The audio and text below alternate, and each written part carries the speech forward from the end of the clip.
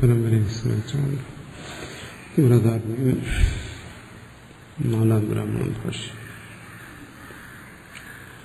കിഞ്ചന്ന ച വിപരീതപ്രത്യോ വിദ്യാവത ഉത്പദ്യതേ എന്ന വിഷയത്വ.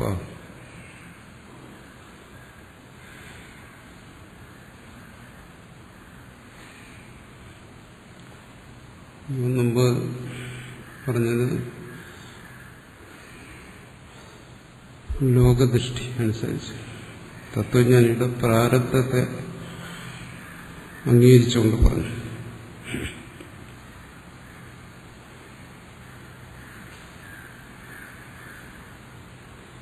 അവിടെ രാഗാദികൾ ഉണ്ടായിക്കോട്ടെ, വാർത്തകാരം പറയും രാഗാദിയോ സന്തു കാമോ, രാഗാദികൾ ഉണ്ടെന്ന് വന്നാലും ഇരുന്നോട്ടെ, ദോഷമൊന്നുമില്ല. ഇവിടെ പറയുന്നു എന്നുവെച്ചാൽ വിപരീത പ്രത്യോ വിദ്യാവതോ ഉത്പദ്യതേ. നേരത്തെ പറഞ്ഞത് വിപരീത പ്രത്യവും രാഗാദികളും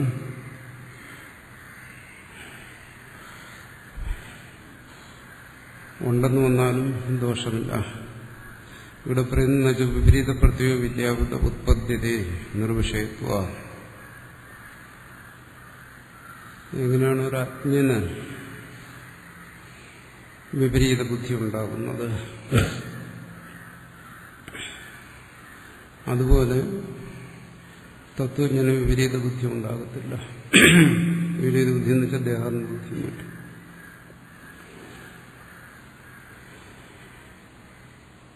അതതുപോലല്ല എന്നർത്ഥം. ദേഹബോധം സർവാത്മബോധത്തില് ദേഹബോധവും മറ്റില്ലാത്ത വ്യവഹാരം നടക്കത്തില്ലല്ലോ. അപ്പോ ഇനി അത് വീണ്ടും വിശദീകരിക്കും. വ്യവഹാരം എങ്ങനെ സംഭവിക്കും, പ്രവൃത്തിയും മറ്റും. പക്ഷെ ഒരു അജ്ഞനിൽ ഉള്ളതുപോലെയുള്ള വിപരീത ബുദ്ധി വിദ്യാവത ഉത്പത്തിരെ ഒരു ജ്ഞാനിയിൽ ഉണ്ടാകുന്നില്ല എന്നൊരു വിഷയത്വ. ഒരു തത്വജ്ഞനെ സംബന്ധിച്ചിടത്തോളം ദ്വൈതം അവിടെ വിഷയമല്ല. അജ്ഞനെ സംബന്ധിച്ച് അങ്ങനെയല്ല. ഭേദത്തെ ആശ്രയിച്ചിട്ടാണ് എല്ലാ വ്യവഹാരവും, ഞാൻ നീ എന്നുള്ള ഭേദത്തെ ആശ്രയിച്ചിട്ട്. ഇവിടെ ആത്മസ്വരൂപമല്ലാതൊരു വിഷയമില്ല. അല്ലെ സർവാത്മഭാവം എന്ന് പറയുന്നു. സർവാത്മഭാവത്തിൽ വാസുദേവ സർവമിതി, സർവവും വാസുദേവനാണ്. അതിൽ നിന്ന് അന്യമായൊരു വിഷയമില്ല. എന്തുകൊണ്ട്? അജ്ഞാനമില്ലാത്തതുകൊണ്ട് തന്നെ, ഭേദബുദ്ധി നശിച്ചതുകൊണ്ട് തന്നെ. അജ്ഞന്റെ വ്യവഹാരം എങ്ങനെയാ നടക്കുന്നതെന്ന് അടുത്ത് പറയുന്നു. അനവധൃത വിഷയവിശേഷ സ്വരൂപം ഹി സാമാന്യമാത്രമാശ്രിത്യ വിപരീത പ്രത്യയോ അവഭാസമാന ഉത്പദ്യതേ. യഥാശുക്തികായാം രജതം, ദൃഷ്ടാന്തത്തിലൂടെ പറയുന്നു. ശുക്തികയെ രജതജ്ഞാനം ഉണ്ടാകുന്നു. നല്ല വെളിച്ചത്തില് കാണുന്നവന്റെ മനസ്സിൽ മറ്റ് ആശങ്കകളോ മറയോ ഒന്നുമില്ല. നല്ല തെളിഞ്ഞ മനസ്സാണ്. അവൻ ശുക്തികയെ കാണുമ്പോൾ അവന് ശുക്തികയിൽ നിന്ന് ബോധം ഉണ്ടാകുന്നു.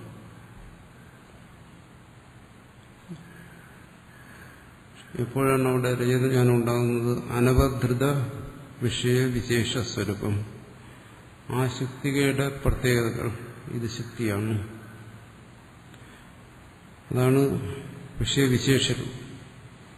സാങ്കേതികമായി പറഞ്ഞാൽ ശുക്തികാത്വം എന്ന് പറയും. ആ ശുക്തികയുടെ വിശേഷത അത് ഗ്രഹിക്കാതിരിക്കുകയും എന്നാൽ സാമാന്യ മാത്രം ആശ്രത്യം എന്തോ ഒന്നുണ്ടെന്ന് ഗ്രഹിക്കുകയും ചെയ്യുമ്പോൾ രണ്ട് സംഭവിക്കണം. സാമാന്യത്തെ ഗ്രഹിക്കുകയും വിശേഷത്തെ ഗ്രഹിക്കാതിരിക്കുകയും ചെയ്യുന്നിടത്തേ ഭ്രാന്തി ഉണ്ടാകത്തുള്ളൂ. ശുക്തിയെ കാണുമ്പോൾ സാമാന്യം, സർവ വസ്തുക്കളെയും കാണുമ്പോൾ ഉണ്ടാകുന്ന സാമാന്യ ജ്ഞാനം എന്താണ്? ഇത്, ഇതം ആർക്കും ഉണ്ടാകുന്നു. എന്നാൽ വിശേഷിച്ച് എന്താണ്? ഇത് ശുക്തിക എന്നുള്ള വിശേഷജ്ഞാനം. സർവജ്ഞാനങ്ങളിലും ഇതുണ്ട്. പുസ്തകത്തെ കാണുമ്പോൾ ഇത് എന്നുള്ള ജ്ഞാനം, ഇത് സാമാന്യം. പക്ഷെ ഇതിൽ തന്നെ വിശേഷിച്ച് ഇത് പുസ്തകമാണ്, ഇത് പുസ്തകം, പുസ്തകം എന്നൊരു വിശേഷമായി ഗീതാഭാഷ്യത്തിൽ ചർച്ച ചെയ്ത. അതുപോലെ സർവത്ര ജ്ഞാനം സാമാന്യ വിശേഷഭാവത്തിലാണ്. അത് സാമാന്യം സർവത്ര ഏകരൂപത്തിയിരിക്കുന്നു. ഇത് ഇത് അവിടെ സത്ത് സത്ത് എന്ന് പറഞ്ഞു. വിശേഷം മാറിക്കൊണ്ടേയിരിക്കുന്നു. പുസ്തകമാണ്, ഇത് മേശയാണ്, ഇത് വാച്ചാണ്, ഇങ്ങനെ മാറിക്കൊണ്ടിരിക്കുന്നു. അപ്പോൾ ഒരു സ്ഥലത്തൊരു അനുഭവം ഉണ്ടാകുന്ന സ്ഥലത്ത് സാമാന്യജ്ഞാനം ഉണ്ടാകുകയും ഇതെന്നുള്ള സാമാന്യജ്ഞാനം ഉണ്ടാകുകയും വിശേഷജ്ഞാനം ഉണ്ടാകാതിരിക്കുകയും ചെയ്തു കഴിഞ്ഞാൽ ഉടൻ ഭ്രാന്തിയാവും. മറ്റെന്തെങ്കിലും ഒരു ജ്ഞാനം ഉണ്ടാവും. പുസ്തകത്തിന് ഇതെന്നറിഞ്ഞ്, പുസ്തകം എന്നറിഞ്ഞാൽ ഉടനെ തോന്നുന്നു ഇതൊരു തുണിയാണ്, തുണിക്കഷ്ണമാണ്, അല്ലെങ്കിൽ മറ്റെന്തെങ്കിലും സാധനമാണ്. ആണ് അനവധൃത വിഷയവിശേഷ സ്വരൂപം. എന്താണോ ആ ജ്ഞാനത്തിൽ വിശേഷമായിരിക്കുന്നത് അതിനെ ഉറപ്പിക്കാതിരിക്കുക, അതിന് നിശ്ചയം വരണം.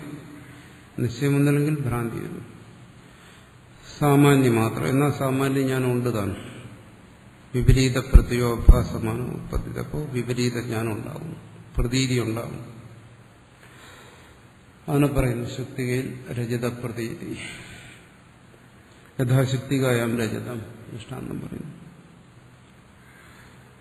ബ്രഹ്മസ്ഥലത്ത് സർവത്ര ഇത് തന്നെ സംഭവിക്കുന്നത്. സച വിഷയ വിശേഷ അവധാരണവതോ അശേഷ വിപരീത പ്രത്യ ആശയസ്യ ഉപമർദ്ദിതത്വ പൂർവ്വത് സംഭവതി. മറിച്ച് അയാള് ശുക്തിയെ കാണുന്നു, അവിടെ വേണ്ടത്ര വിളിച്ചുകൊണ്ട് അയാളുടെ മനസ്സിൽ സാന്നിധ്യമുണ്ട്, വേറെ ശങ്കകളൊന്നുമില്ല. അങ്ങനെ ഇരിക്കുമ്പോൾ വിഷയവിശേഷാവധാരണം ഇത് എന്നുള്ള ജ്ഞാനത്തോടൊപ്പം തന്നെ ശുക്തിക, ഇത് എന്നുള്ള സാമാന്യ ജ്ഞാനത്തോടൊപ്പം തന്നെ ഇത് ശുക്തിക എന്നുള്ള വിശേഷജ്ഞാനം വരുന്നു. അതാണ് വിഷയവിശേഷ അവധാരണം നിശ്ചയം വരുന്നത്. അങ്ങനെ നിശ്ചയം വന്നു കഴിഞ്ഞാൽ ഇത് ശുക്തിക എന്നുള്ള ജ്ഞാനം തന്നെ വരും. മറിച്ചൊരു ജ്ഞാനം അവിടെ വരത്തില്ല, ഭ്രമം ഉണ്ടാകത്തില്ല. അതുപോലെ ഈ പ്രപഞ്ചാനുഭവത്തിൽ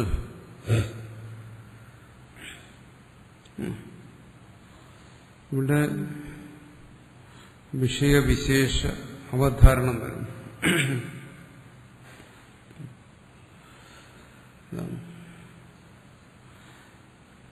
അപ്പൊ തത്വജ്ഞനെ സംബന്ധിച്ചിടത്തോളം ഇവിടെ ഈ നാമരൂപാത്മകമായ പ്രപഞ്ചം ഇങ്ങനെ അനുഭവപ്പെട്ടുകൊണ്ടിരിക്കുമ്പോഴും അവിടെ ആ പ്രപഞ്ചത്തിൽ അവിടെ വിശേഷ അവധാരണം എങ്ങനെ ഇത് സച്ചിദാനന്ദമാണ് എന്ന് നിശ്ചയം വരുന്നു. ജലത്തിൽ തരംഗങ്ങളെ കണ്ടുകൊണ്ടിരിക്കുമ്പോഴും അതിനെ നിശ്ചയിക്കുന്നു. അതാണ് വിശേഷ അവധാരണം. ഇവിടുത്തെ വിശേഷ വിഷയം എന്താണ്? ഇവിടെ സാമാന്യം വിശേഷം എന്ന് രണ്ട് ഭേദമില്ല. സാമാന്യം തന്നെ വിശേഷം, ജലം തന്നെ തിര, സ്വർണം തന്നെ ആഭരണം. ആ ഭേദമില്ല അവിടെ. അവിടെ വിഷയവിശേഷ അവധാരണ സംഭവിക്കുന്നു. അതുപോലെ ഈ കാണുന്ന നാമരൂപാത്മകമായിരിക്കുന്നു ഈ ജഗത്ത് തന്നെയാണ് സച്ചിദാനന്ദം, വാസുദേവ സർവം.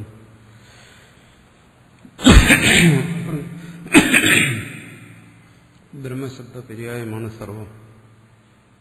സർവശബ്ദത്തിന്റെ പര്യായമാണ് ബ്രഹ്മം. അവിടെ രണ്ടില്ല. അങ്ങനെ നിശ്ചയം വരുന്നവർക്ക് അവരെ സംബന്ധിച്ചിടത്തോളം അശേഷ വിപരീത പ്രത്യാശയസ്യ ഉപമർദ്ദിതത്വ, ആ വിപരീത ബോധം ഉണ്ടാക്കിക്കൊണ്ടിരുന്ന ആ സംസ്കാരം അത് പോയി.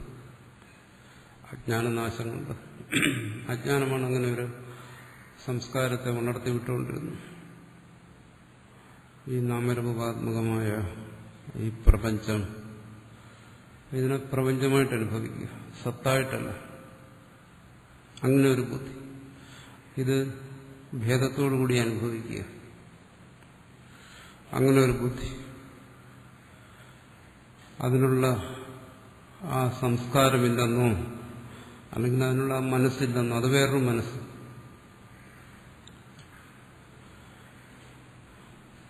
ഈ ഭേദത്തെ ബോധിപ്പിക്കുന്ന മനസ്സ്, അത് ഉപമർദ്ദിതത്വം, അതത് പോയി. തത്വജ്ഞാനം കൊണ്ട് അജ്ഞാനം നശിച്ചപ്പോൾ അജ്ഞാനകാര്യമായിരിക്കുന്ന ആ ഭേദബുദ്ധി നശിച്ചു. അതിനാണ് ഭേദബുദ്ധി എന്ന് പറയുന്നത്. എന്ന പൂർവ്വസംഭവതി, അയാൾക്ക് പഴയതുപോലെ ഉണ്ടാകുന്നു എന്നർത്ഥം. പൂർവവത് എന്ന സംഭവതി, പഴയതുപോലെ ഉണ്ടാകുന്നില്ല എന്ന് പറഞ്ഞാൽ തത്വജ്ഞനോടെ അനുഭവമുണ്ട്, പക്ഷെ അത് പഴയതുപോലെയുള്ള അനുഭവമല്ല. എന്നുവെച്ചാൽ ഭ്രാന്തിയില്ല. ഭ്രാന്തി എവിടെയാ വരുന്നു?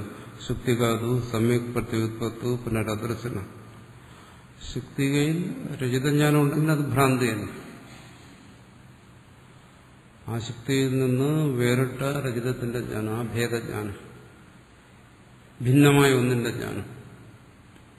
അവിടെ അത് വേറിട്ടാണെന്ന് അറിയുന്നില്ല, പക്ഷെ ശുക്തികയിൽ നിന്നും ഭിന്നമായ ഒന്നിന്റെ ജ്ഞാനം, അത് ഭ്രാന്തി. ഇവിടെ എന്താണ്?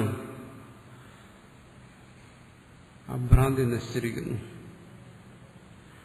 ഭ്രാന്തി നശിച്ചാൽ അതുപോലെ തന്നെ എന്താണ് അവിടെ സംഭവിക്കുന്നത്? അവിടെ ശുക്തികയുടെ ജ്ഞാനം മാത്രം,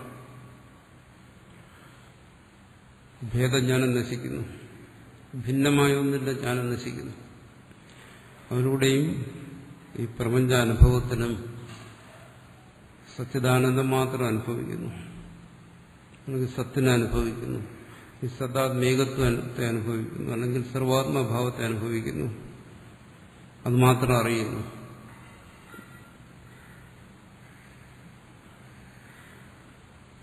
പുനരദർശന, പിന്നീട് ഭ്രാന്തി അവിടെ കാണുന്നില്ല. എന്തുകൊണ്ട്? അവിടെ വിശേഷ അവധാരണം വന്നു. ഇത് ശുക്തിയാണ്, ഇതെന്നുള്ള നേരത്തെ ഉണ്ടായിരുന്നു, പക്ഷെ അവിടെ നിശ്ചയം വരുന്നത് ശുക്തിയാണ്. പിന്നെ എങ്ങനെയാ ഭ്രാന്തി വരുന്നത്? അവിടെ ഭ്രാന്തിയില്ല എന്നർത്ഥം. അപ്പൊ തത്വജ്ഞന് ഭ്രാന്തിയില്ല. തത്വജ്ഞന് ഭ്രാന്തിയില്ലെങ്കിൽ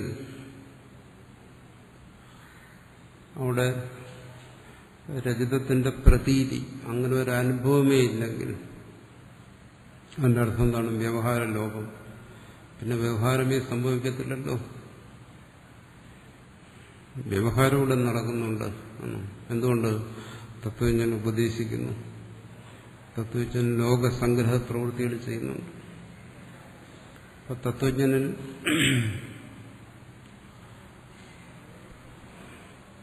വ്യവഹാരത്തെ അംഗീകരിച്ചേ പറ്റൂ. അത് പറയുന്നു, അത് ലോകദൃഷ്ടി പറയുകയാണ്.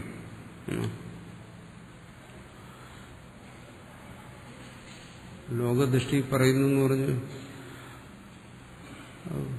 പോരാതെ വരുന്നതുകൊണ്ട് ഇത് പറയുന്നത് ജിജ്ഞാസുവിനോടാണ് ഇത് പറയേണ്ടി വരുന്നത്. തത്വജ്ഞന് സ്വയം പറയേണ്ട കാര്യമില്ലല്ലോ. ജിജ്ഞാസുവിനോട് പറയുമ്പോൾ അത് തത്വദൃഷ്ടി എന്ന് പറഞ്ഞാലും ശരി,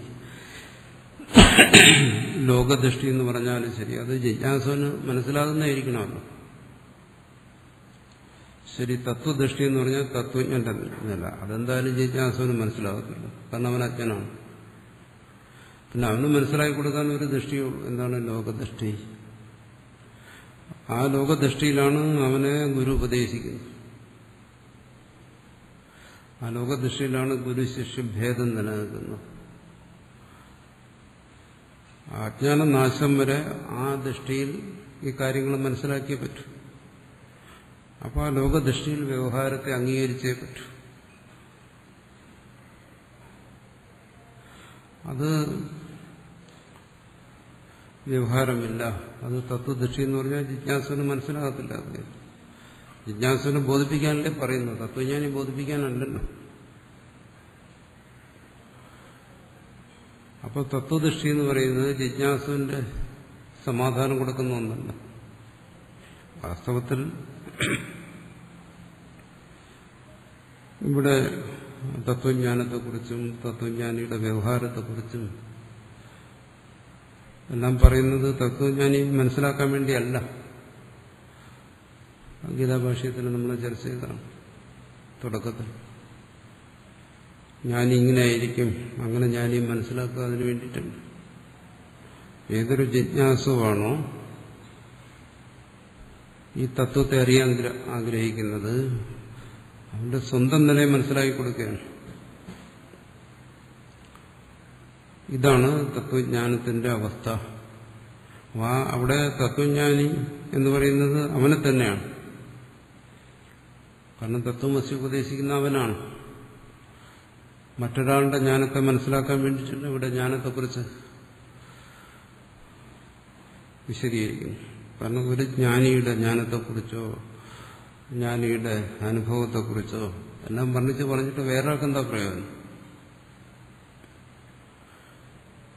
ശ്രോതാവിന് അതുകൊണ്ടൊരു പ്രയോജനമില്ല. അപ്പോൾ ശ്രുതി അത് ഉദ്ദേശിക്കുന്നില്ല. ഈ ശ്രോതാവ് ഒരു തത്വജ്ഞാനിയെ ഗ്രഹിക്കണം, മനസ്സിലാക്കണം.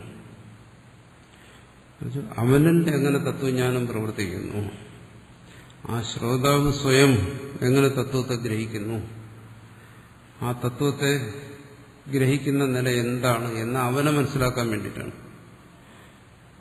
അല്ലാതെ വേറൊരാളിനെ മനസ്സിലാക്കുന്നതിനുള്ള അളവ് പോലല്ല ഇത്. അപ്പോൾ അത് തന്നിൽ അത് മനസ്സിലാക്കി കഴിഞ്ഞാൽ അപ്പോഴേ ആ സംശയം തീരത്തുള്ളൂ. ആ തന്നിലാണിത് മനസ്സിലാക്കേണ്ടതെന്ന് അറിയുന്നത് വരെ ഈ ചോദ്യങ്ങൾ ഇങ്ങനെ തുറന്നുകൊണ്ടേയിരിക്കും. കാരണം ഇത് അന്യല്ല യോജിപ്പിക്കേണ്ട കാര്യമല്ല, ഗുരുവിൽ മനസ്സിലാക്കേണ്ട കാര്യമല്ല. ശ്രോതാവായിരിക്കുന്ന തന്നിൽ തന്നെ ഈ ബോധം തെളിയണം. തന്നിൽ എങ്ങനെയാണ് തത്വജ്ഞാനം ഉദിക്കുന്നത്, തന്നിൽ എങ്ങനെയാണ് തത്വജ്ഞാനത്തിൽ വ്യവഹാരം നടക്കുന്നത്, അതാണ്. അല്ലാതെ തത്വജ്ഞാനിയെ താരതമ്യം ചെയ്ത് മനസ്സിലാക്കാനല്ല. ശ്രുതിയുടെ താല്പര്യം ഒന്നേ ഉള്ളൂ, എന്താണ്? ആ ശ്രോതാവിൽ ഈ ജ്ഞാനം ഉണ്ടാകും, അത്രയേ ഉള്ളൂ. ഉപദേശത്തിന്റെ താല്പര്യം അത്രയേ ഉള്ളൂ. നമ്മളിതൊരു മറ്റൊരു വ്യക്തിയെ തത്വജ്ഞാനിയായി കണ്ട് ആ തത്വജ്ഞാനിയിൽ ഇതൊക്കെ മനസ്സിലാക്കാൻ നമ്മൾ ശ്രമിക്കുകയാണെങ്കിൽ നമ്മൾ ഇതുവരെ പഠിച്ച പാഠവും ഇതുമായിട്ട് യാതൊരു വ്യത്യാസമില്ല. ഇതുവരെ നമ്മൾ പഠിച്ച വിഷയങ്ങളിൽ ഒന്ന് മാത്രമേ, ഒരുപാട് വിഷയങ്ങൾ പഠിച്ചിട്ടുണ്ട്. അതുപോലെ ഇപ്പോൾ തത്വജ്ഞാനി എന്ന് പറയുന്ന ഒരു വിഷയത്തെ പഠിക്കുന്നു. താനുമായിട്ട് അതിനെന്താ ബന്ധം? താൻ ഏതെങ്കിലും ഒരു വിഷയത്തെ പഠിച്ചാൽ ആ വിഷയം താനുമായിട്ടൊരിക്കലും ബന്ധം വരത്തില്ല.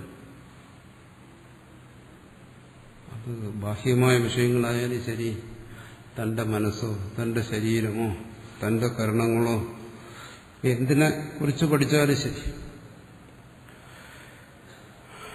അതൊന്നും തന്നെ കുറിച്ചുള്ള അറിവാകത്തില്ല. അതുകൊണ്ടിവിടെ ശ്രുതി പറയുന്നത് എന്താണ്? ത്വം, നീ എന്നാ പറയുന്നത്. ശ്രുതിക്ക് ഇവിടെ ഈ ശ്രോതാവല്ലാതെ മറ്റൊരാളില്ല. അപ്പൊ ശ്രോതാവിന്റെ തത്വജ്ഞാനത്തെക്കുറിച്ചാണ് പറയുന്നത്. അവനിൽ ഈ ഉപദേശം കൊണ്ട് തത്വം എങ്ങനെ പ്രകാശിക്കുന്നു. തന്റെ തന്നെ വിഷയമാണ് ഇവിടെ പറയുന്നത്. ഈ ഉപദേശിക്കുന്നത് മറ്റൊരു തത്വജ്ഞാനിയെക്കുറിച്ചല്ല, ഏതെങ്കിലും ഒരു ജീവിച്ചിരിക്കുന്ന ജ്ഞാനിയോ അല്ലെങ്കിൽ കഴിഞ്ഞുപോയ ഏതെങ്കിലും ഒരു ജ്ഞാനിയെ മനസ്സിലാക്കാൻ വേണ്ടി പറയുന്നതല്ല. തന്നെക്കുറിച്ചാണെന്ന് അവന് ബോധ്യപ്പെട്ട അവൻ ജ്ഞാനിയായി. എന്നുവെച്ചാൽ അവന് സ്വയം ആ ബോധം വന്നു കഴിഞ്ഞു. ആത്മനിഷ്ഠമായി ഇതിനെ മനസ്സിലാക്കുക അല്ലെങ്കിൽ അന്തർമുഖമായി മനസ്സിലാക്കുക എന്ന് പറയുന്ന താല്പര്യം അതാണ്.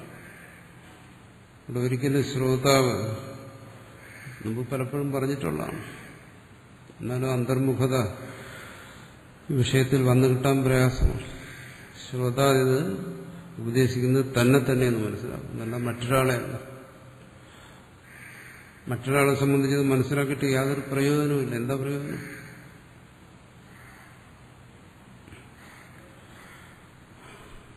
തന്നെക്കുറിച്ച് മനസ്സിലാക്കാൻ വേണ്ടി പറയും. അങ്ങനെ പറയുന്നിടത്ത് എങ്ങനെയാ വ്യവഹാരം നടക്കും? പക്ഷെ ഇവിടെ സാധാരണയിൽ എന്താണ് എല്ലാവരും പരിശോധിക്കുന്നത്? ഗുരു തത്വജ്ഞാനിയാണോ? ഗുരുവിന് ജ്ഞാനമുണ്ടോ? ഒരിക്കലും പരിശോധിച്ചറിയാൻ പറ്റിയ കാര്യമില്ല. തത്വജ്ഞാനം സ്വസംവേദ്യമാണ്, പരസംവേദ്യമല്ല. തത്വജ്ഞാനം എന്നുള്ളതല്ല, ഒരു വ്യക്തിയുടെ ഉള്ളിലുള്ള ഒരറിവും പരസംവേദ്യമല്ല. സുഖദുഃഖാദികളൊന്നും തന്നെ സ്വസംവേദ്യമാണ്. ഇവിടെ അജ്ഞാനത്തെ നശിപ്പിക്കുന്ന ആത്മനിഷ്ഠമായ ബോധം അതെങ്ങനെ പിന്നെ പരസംവേദ്യവും? സ്വസംവേദ്യമാണ്. ആ സ്വസംവേദ്യമായിരിക്കുന്ന ആ ബോധത്തെയാണ് ഇവിടെ ശ്രുതി പ്രകാശിപ്പിക്കുന്നത്. നിന്നിൽ ഇതിങ്ങനെയാ സംഭവിക്കുന്നത്, തന്നിൽ ഇതിങ്ങനെയാ സംഭവിക്കുന്നതെന്ന് അറിഞ്ഞു കഴിഞ്ഞാൽ ജ്ഞാനം. ആ അന്തർമുഖത വന്നു കഴിഞ്ഞാൽ ആ നിമിഷം അയാളിൽ ആ ബോധം ഉണ്ടാകുന്നു. കാലതാമസമില്ല.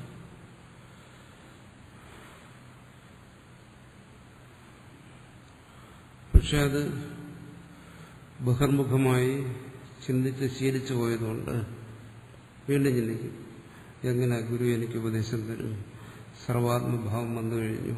ഇവിടെ പറയുന്നു ശുക്തിയില് രജതജ്ഞാനത്തെ പോലെ ആ രജതജ്ഞാനം പോയി, പിന്നെ അവിടെ രജതാനുഭവമില്ല, പിന്നെ ശുക്തിജ്ഞാനം മാത്രമേ ഉള്ളൂ. അപ്പോൾ ശുക്തിജ്ഞാനം മാത്രമല്ല, കേവലം ആത്മബോധം മാത്രം. അവിടെ യാതൊരു തരത്തിലുള്ള ഭേദബുദ്ധിയില്ല. അപ്പോൾ ഗുരു എങ്ങനെ അജ്ഞാനിയെ തിരിച്ചറിയും? അജ്ഞാനിയെ തിരിച്ചറിയാതെ എങ്ങനെയാണ് അജ്ഞനെ ഉപദേശിക്കുന്നത്? ഞാൻ എങ്ങനെ ഉപദേശിക്കും?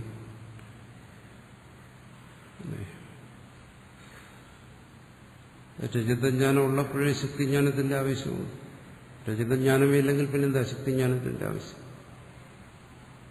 അവനിവിടെ ആരെങ്കിലും ഒരാൾ അജ്ഞാനി ഉണ്ടെങ്കിൽ അയാളുടെ അജ്ഞാനത്തെ നശിപ്പിക്കാൻ വേണ്ടി ഉപദേശം കൊടുക്കും. ഇവിടെ സർവാത്മഭാവത്തിൽ തന്നിൽ നിന്ന് അന്യമായി ആരുമില്ല, പിന്നെ ആരാരും ഉപദേശിക്കാനാണ്? പക്ഷെ ഈ തത്വജ്ഞാനം പ്രസംഗിക്കുന്ന ആളും മറ്റുള്ളവർ ഉപദേശിക്കുന്നതാണെന്നുണ്ട്. ഇതെങ്ങനെ പൊരുത്തപ്പെടും? അവർ പ്രസംഗിക്കുന്ന തത്വജ്ഞാനം അനുസരിച്ച് ഉപദേശം പാടില്ല. എന്തുകൊണ്ട്? അന്യമായൊരുത്തനില്ല, അജ്ഞനായ ഒരാളില്ല. സർവ്വം ആത്മാവായിരിക്കും. പിന്നെ അവിടെ ജ്ഞാനി അജ്ഞാനി എന്നുള്ള ഭേദമുണ്ട്. തത്വജ്ഞാനിയുടെ നിലയെന്ന് പറയുന്നത് ഭേദരഹിതമായ നിലയാണ്. അവിടെ എങ്ങനെയാണ് ശിഷ്യനും ഗുരു ഉണ്ടാകുന്നത്?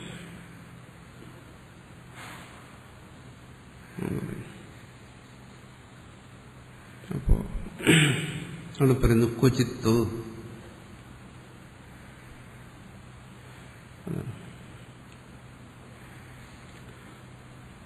എന്നുവെച്ചാൽ മറ്റൊരു ബ്രഹ്മസ്ഥലത്തെ എടുക്കുകയാണ്. ക്വചിത്ത് എന്ന് പറയുന്നത് വേറൊരു ബ്രഹ്മസ്ഥലം. നേരത്തെ ശുക്തികാരചിതം ഒരു ബ്രഹ്മസ്ഥലത്തെ എടുത്ത് കാണിച്ചു.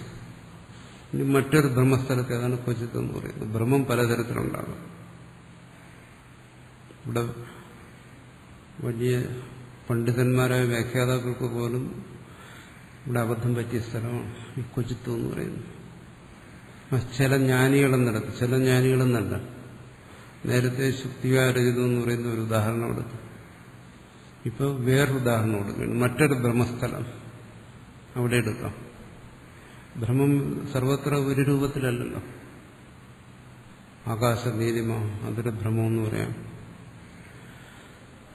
ശുക്തികാരചിതം, രജ്ജുസർപ്പം, അതൊക്കെ വേറെ തരത്തിലുള്ള ഭ്രമം. ജപാകുസുമം, അത് മറ്റൊരു തരത്തിലുള്ള ഭ്രമം. മരുമരീചിക, മറ്റൊരു തരത്തിലുള്ള ഭ്രമം. ദിഗ്ഭ്രമം, അത് വേറൊന്ന്. ദേഹാത്മബുദ്ധി, അത് മറ്റൊരു ഭ്രമം. ഭ്രമം തന്നെ സർവത്ര ഒരു രൂപത്തിലല്ല, നാനാതരത്തിലുണ്ട്. ഈ ശുക്തികാരചിതത്തെ ഒരു ഉദാഹരണമായിട്ട് ഇവിടെ പറഞ്ഞപ്പോഴാണ് ഇവിടെ ശിഷ്യന് സംശയം. അവിടെ ശുക്തി എന്ന് പറഞ്ഞാൽ പിന്നെ രജത പ്രതീതിയില്ല, അതാണ് കേവല ശുക്തികാജ്ഞാനം മാത്രം. ആ ഭ്രമം പൂർണ്ണമായും മാറുന്നു. എന്നുവെച്ചാൽ ഭ്രമത്തിൽ അവിടെ എന്താ അനുഭവിച്ചുകൊണ്ടിരുന്നത്? വെള്ളി, രജതം, അതും പോയി. അതിന്റെ പ്രതീതി കൂടിയില്ല. അല്ലെങ്കിൽ സർപ്പം, അത് പോയി, അവിടെ ഇല്ല. അതുവരെ ഉണ്ടായിരുന്നത് പോയി. അവിടെ എന്താ സംഭവിക്കുന്നത്? ശരിയായ ബോധം ഉണ്ടാകുമ്പോൾ പിന്നെ കയറ് മാത്രം, സർപ്പമേ ഇല്ല അവിടെ, സർപ്പപ്രതീതിയില്ല. എന്നുവെച്ചാൽ യഥാർത്ഥ ബോധം വന്നവന് മുമ്പ് ബ്രഹ്മത്തിൽ ഏതൊരു പ്രതീതിയാണ് ഉണ്ടായിരുന്ന ആ പ്രതീതി കൂടി നഷ്ടമായി. അങ്ങനെ വരുമ്പോൾ ഇവിടെ തത്വജ്ഞാനിക്ക് അജ്ഞാനം നശിച്ചു. പിന്നെ പ്രപഞ്ച പ്രതീതി ഉണ്ടാകാൻ പാടില്ല. നാമരൂപാത്മകമായി പ്രപഞ്ചത്തിന്റെ പ്രതീതി ഉണ്ടാകാൻ പാടില്ല. സച്ചിദാനന്ദ അനുഭവം മാത്രം, കയറിന്റെ അറിവ് മാത്രം, അതുപോലെ സച്ചിദാനന്ദ അനുഭവം മാത്രം. ഗുരു, ശിഷ്യൻ, ജ്ഞാനി, അജ്ഞാനി, സംസാരം, മുക്തി, ഇത്തരം വ്യവഹാരങ്ങളൊന്നും നടക്കാൻ പാടില്ല. അതുകൊണ്ട് തന്നെ ഈ വ്യവഹാരത്തെ ആശ്രയിച്ചുള്ള ലോകസംഗ്രഹ പ്രവർത്തനങ്ങളും നടക്കാൻ പാടില്ല. പക്ഷെ അങ്ങനെയല്ല കാണുന്നത്. തത്വജ്ഞാനികൾ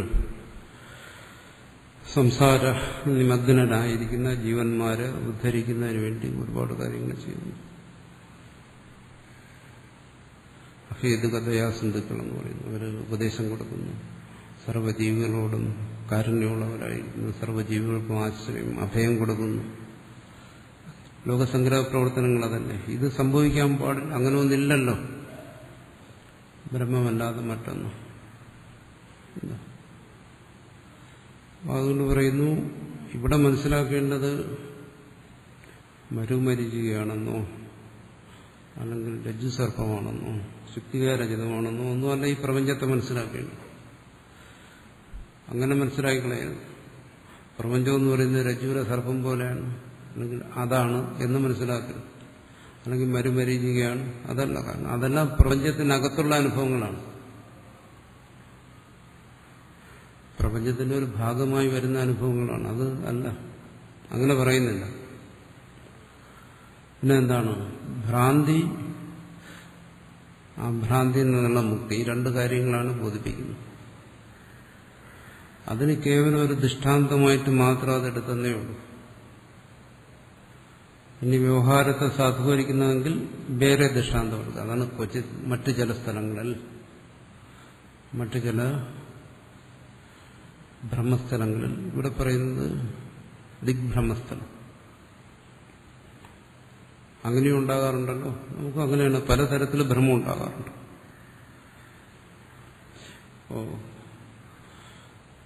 ആ രജ്ജു സർപ്പദൃഷ്ടാന്തത്തെ എടുക്കും. വാസ്തവത്തിൽ താൻ അജ്ഞനാണെന്നുള്ളൊരു ഭ്രമമാണ്.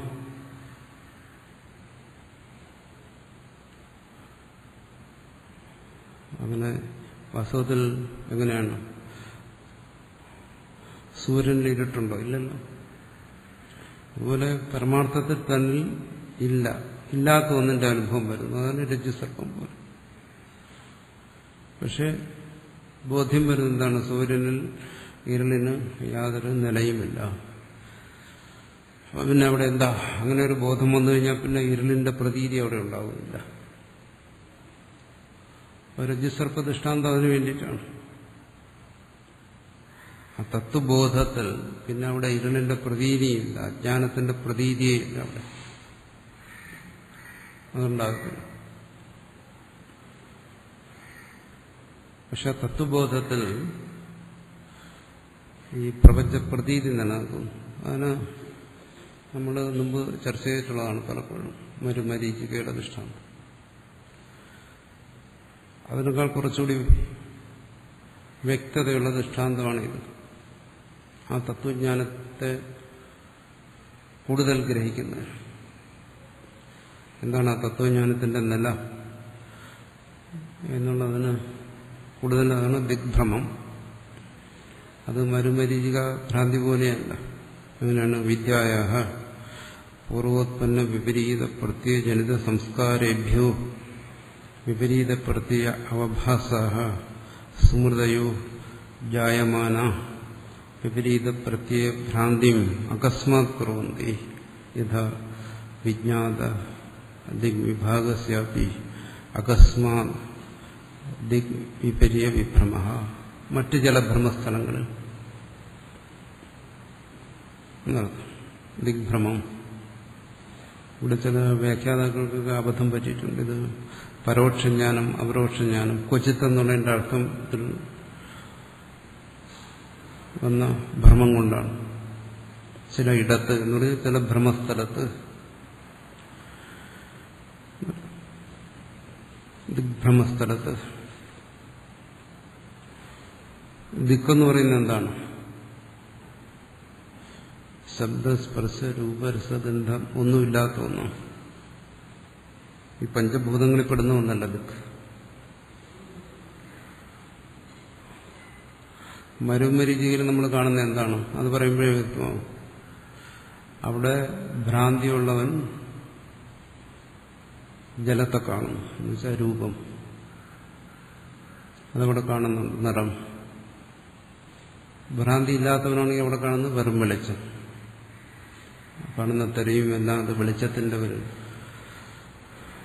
വികൃതിയാണ് എന്നോ മനസ്സിലാക്കുന്നു. അപ്പോൾ അവിടെ ഒരു രൂപജ്ഞാനമുണ്ട്,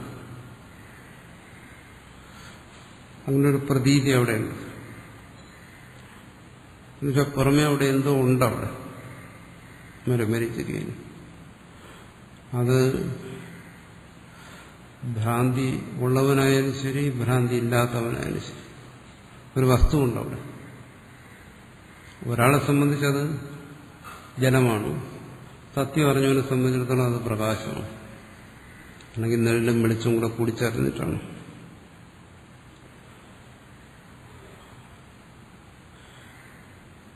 ദിഗ്ഭ്രമത്തിൽ അങ്ങനെയല്ല. ദിക്കെന്ന് പറയുന്നത് എന്താ? ദിക്കെന്ന് പറയുന്നത് ശബ്ദം, സ്പർശം, രൂപം, രസം, ഗന്ധം എന്തെങ്കിലും ദിക്കിലുണ്ടോ? ഇല്ല. പഞ്ചഭൂതത്തിൽപ്പെടുന്ന ഒന്നാണോ? അല്ല. കിഴക്കോട്ട് നോക്കിയാൽ കാണുന്നത് എന്താ?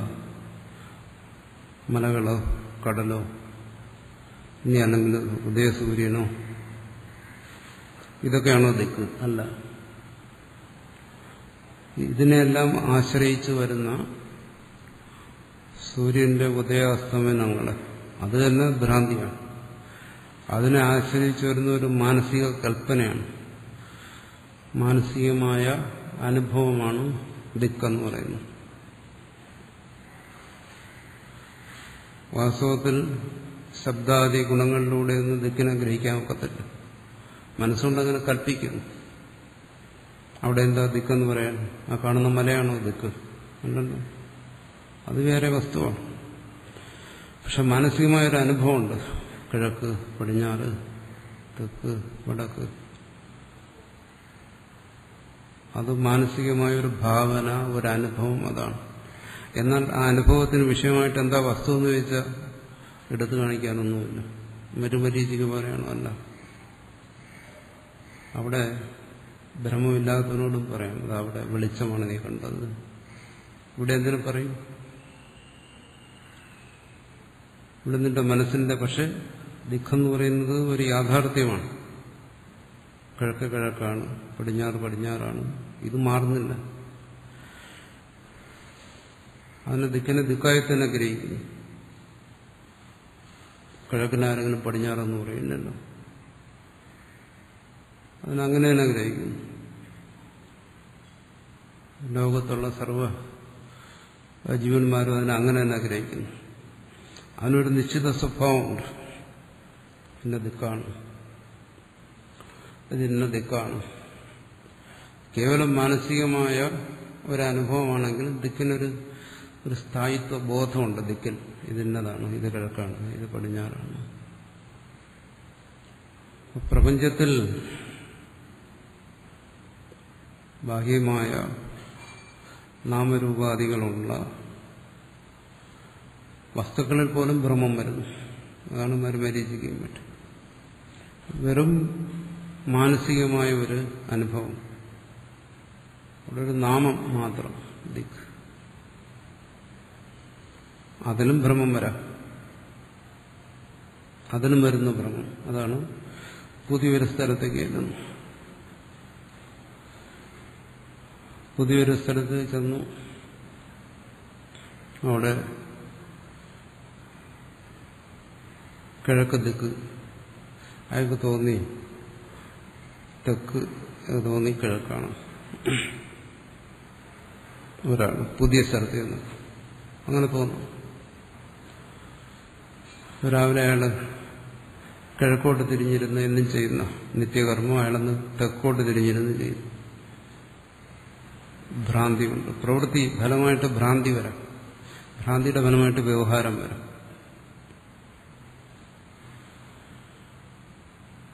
ദിക്ക് തന്നെ ഇല്ലാത്ത വന്നു, അതിൽ തന്നെ ഭ്രമം വന്നു. അതുകൊണ്ട് കിഴക്കോട്ട് തിരിഞ്ഞിരുന്ന് ചെയ്യേണ്ട പ്രാർത്ഥന അയാളെന്ത് ചെയ്തു, തെക്കോട്ട് തിരിഞ്ഞിരുന്ന് ചെയ്തു. ഒരാളൊന്ന് പറഞ്ഞു, നിങ്ങൾ ചെയ്യുന്നത് തെറ്റാണ്, തെക്കോട്ട് തിരിഞ്ഞിരുന്ന് ചെയ്യാൻ പാടില്ല. പിന്നെ കിഴക്കോട്ട് തിരിഞ്ഞിരിക്കും. ഞാൻ കിഴക്കോട്ട് തിരിഞ്ഞിരിക്കുന്നതല്ല, ഇവിടെ കിഴക്ക് ഇതാണ്. അത് ശരി.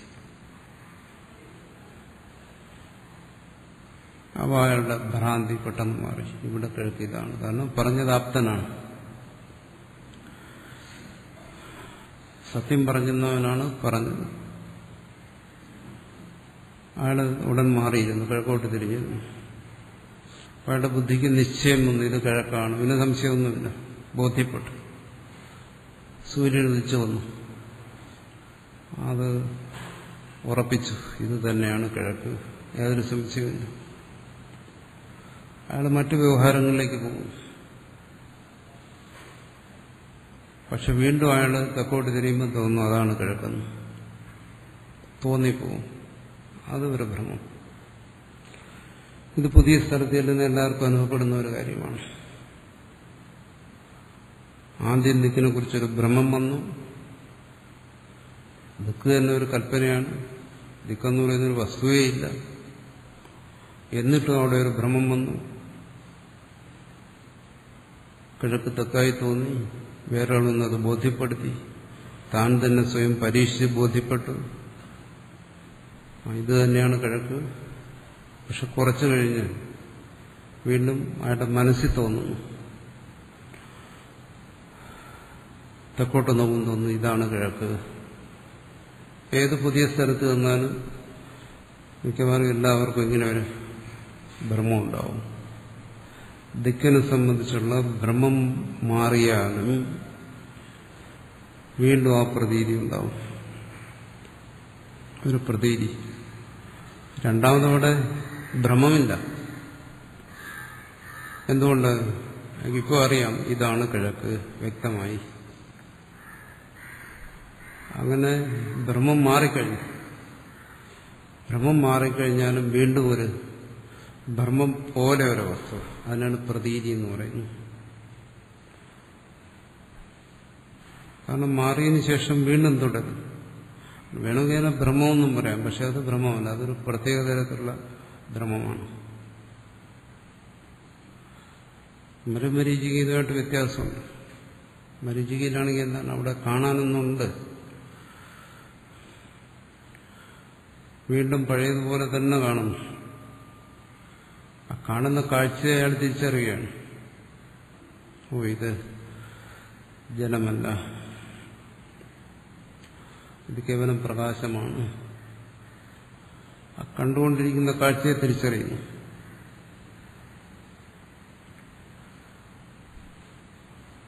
പിന്നെ അവൾ ആ വിഷയത്തിലായ ഒരു തരത്തിലും ഭ്രമമില്ല. പ്രതീതി ഉണ്ടെങ്കിലും ഭ്രമമില്ല.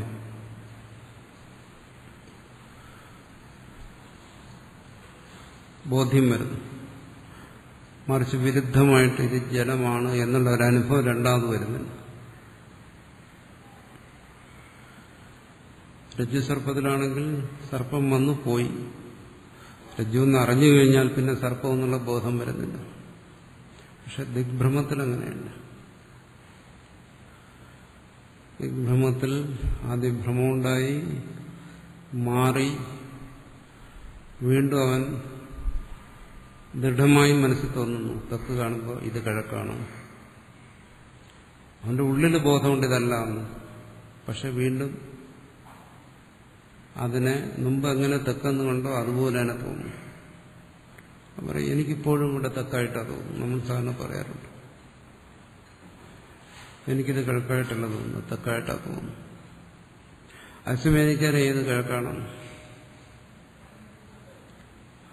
യഥാർത്ഥ അനുഭവത്തിലൊരു ഭ്രമം, ഭ്രമത്തിൽ തന്നെ ഒരു യഥാർത്ഥ അനുഭവം. ഇത് വളരെ വിചിത്രമായൊരനുഭവമാണ്.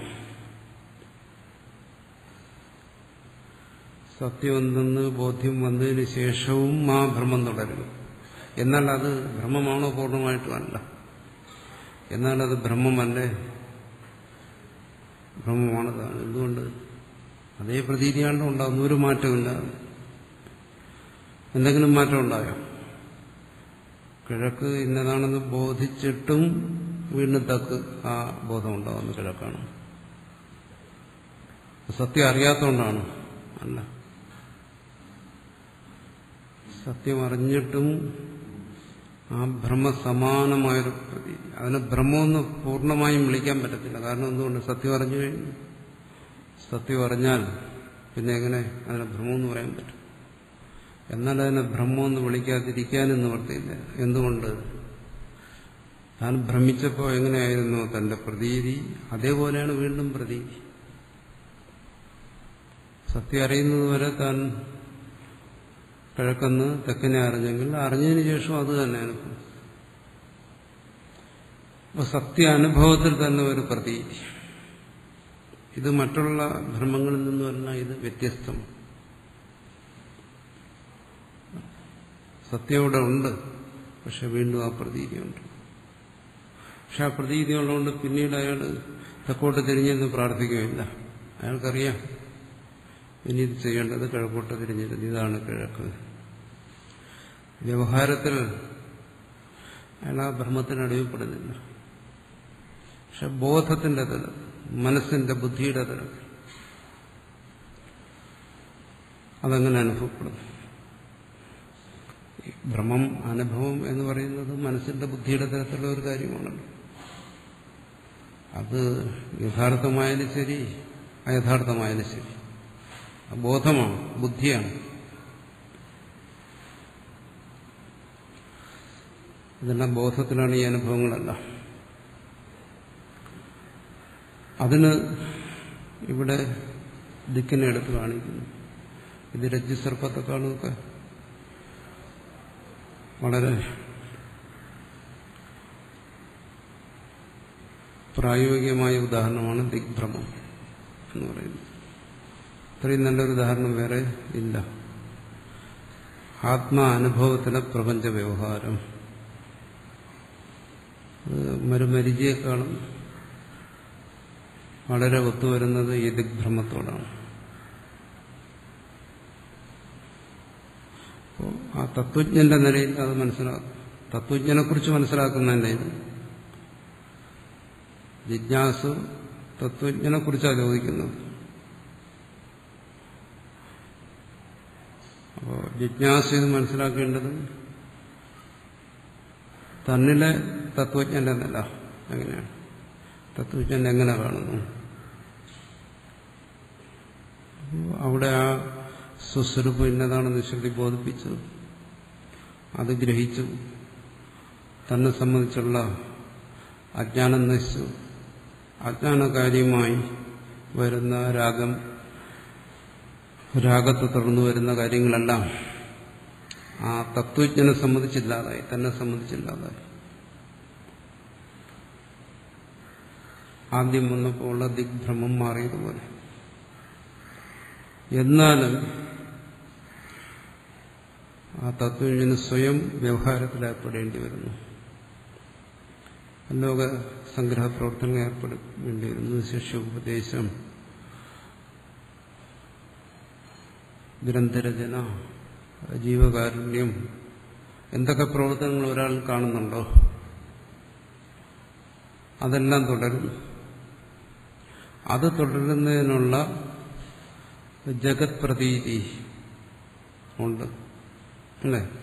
ദിക്കിനെ കുറിച്ച് ഭ്രമം മാറി ദിക്കിനെ ആശ്രയിച്ചുള്ള പ്രവൃത്തികൾ വീണ്ടും തുടരുന്നു. പക്ഷെ അവിടെ ആ ഒരു പ്രതീതി നിലനിൽക്കുന്നു. പ്രതീതി നിലനിൽക്കുന്നുണ്ടെങ്കിലും ആ പ്രതീതിയെ ആശ്രയിച്ചല്ല, പ്രവൃത്തി തത്വത്തെ ആശ്രയിച്ചിരുന്നു, സത്യത്തെ ആശ്രയിച്ചിട്ടാണ്, ആത്മബോധത്തെ ആശ്രയിച്ചിട്ടാണ്, അജ്ഞാനത്തെ ആശ്രയിച്ചിട്ടല്ല. ആ ബോധത്തിൽ തന്നെയാണ് ബാക്കി കാര്യങ്ങളെല്ലാം നടക്കുന്നത്. വീണ്ടും ആ ഭ്രമസമാനമായ പ്രതീതി തുടരുന്നതുകൊണ്ട് തത്വജ്ഞാനിക്ക് ആ തത്വജ്ഞാനം ഉണ്ടാകുന്നതിന് മുമ്പ് എങ്ങനെയാണ് തത്വജ്ഞാനി ഗുരുവിനെ കണ്ടു, ശിഷ്യനായി തന്നെ കണ്ടു, ഉപദേശിക്കുന്നത് കണ്ടു, ബന്ധം ഇന്നതാണ്, മോക്ഷം ഇന്നതാണെന്ന് മനസ്സിലാക്കി. അതിന് സമാനമായ ഒരു വ്യവഹാരം തത്വജ്ഞാനത്തിന് ശേഷം ആ തത്വജ്ഞാനത്തിന്റെ വെളിച്ചത്തിൽ തന്നെ നടന്നു പോകുന്നു.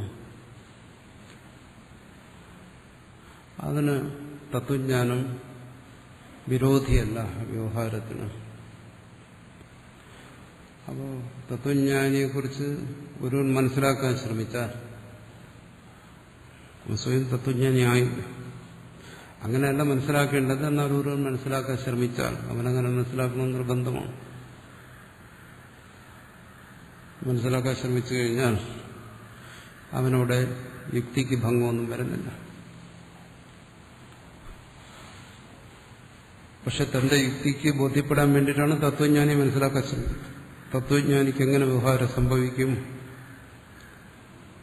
രജ്ജുവിലെ സർപ്പം പോയാൽ അവിടെ രജ്ജുജ്ഞാനമല്ലേ ഉള്ളൂ, അതുപോലെ പ്രപഞ്ചപ്രതി നശിക്കണ്ടേ?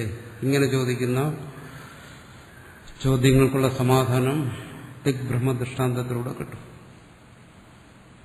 ശരിക്കും അവിടെ യുക്തിക്ക് സമാധാനമല്ല, ശ്രോതാവ് സ്വയം തത്വജ്ഞാനി ആകുക, അതിനു വേണ്ടിയിട്ടാണ് അത് ഉപദേശിക്കുന്നത്. ഇവിടെ ബാക്കിയുള്ള കാര്യങ്ങളെപ്പോലെ മുമ്പ് പലപ്പോഴും നമ്മൾ ഈ അദ്വൈത ബോധത്തെ സംബന്ധിച്ചിടത്തോളം അത് വിഷയബോധത്തെ പോലെയല്ല. വിഷയബോധത്തെ സംബന്ധിച്ചിടത്തോളം ഒരു തത്വം വേറെ കാണും, പിന്നെ അതിന്റെ അനുഷ്ഠാനം വേറെ കാണും. പിന്നെ നമ്മൾ തിയറി, പ്രാക്ടിക്കൽ എന്ന് പറയുന്നത് ഒരാശയത്തെ ഗ്രഹിക്കുക, പിന്നെ അതിനെ അനുഷ്ഠിക്കുക, രണ്ട് കാര്യങ്ങൾ കാണും. ഇവിടെ ബോധിപ്പിക്കുന്ന ശ്രുതി സ്വസ്വരൂപത്തെ സംബന്ധിച്ചാണ്. ആ ബോധത്തിൽ പിന്നെ അനുഷ്ഠാനമില്ല. ഒരനുഷ്ഠാനത്തിലൂടെ ആ ബോധത്തെ നേടാനും ഒക്കത്തില്ല.